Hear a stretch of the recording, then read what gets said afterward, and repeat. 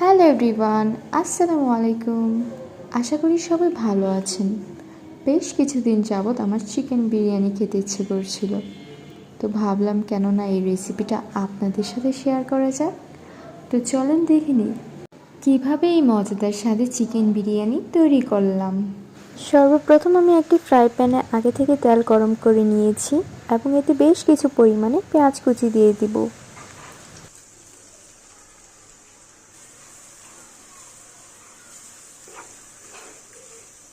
2 থেকে 3 মিনিট ভেজে পেঁয়াজ বেরেস্তা করে নেব। তারপর অন্য একটি পাত্রে আমি প্রায় 1.5 কেজি পরিমাণে মুরগির মাংস নিয়ে নিয়েছি।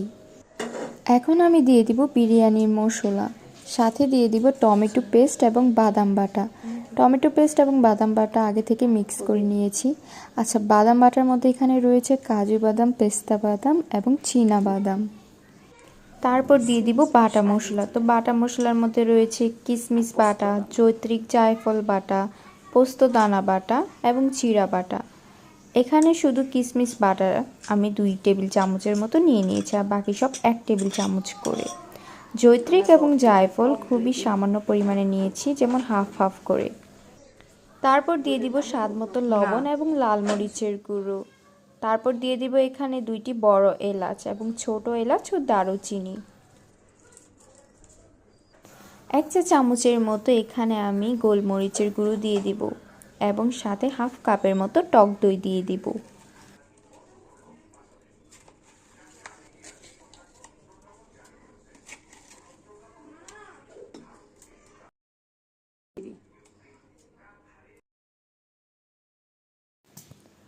দিয়ে দিব পেঁয়াজ বেরেস্তার তেল, কেননা পেঁয়াজ বেরেস্তার তেল দিলে ফ্লেভারটা আরও দ্বিগুণ পরিমাণে বেড়ে যায়। 2 চামচ। সাথে নিয়েছি ঘি, এখানে আমি 2 চা চামচের মতো ঘি দিয়ে দিব।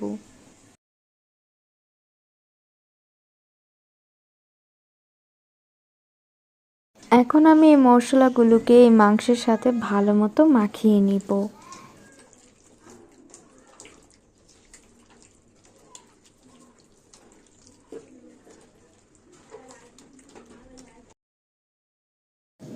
এখন আমি দিয়ে দিব এখানে 4 থেকে 5 টেবিল চামচের মতো আদা রসুন বাটা।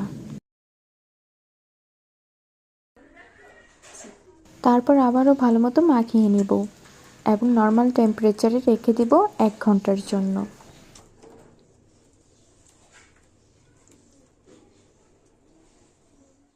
তারপর যে পাত্রে রান্না করব সেই পাত্রের মধ্যে আমি দিয়ে দিব পেঁয়াজ বেরেস্তার তেল এবং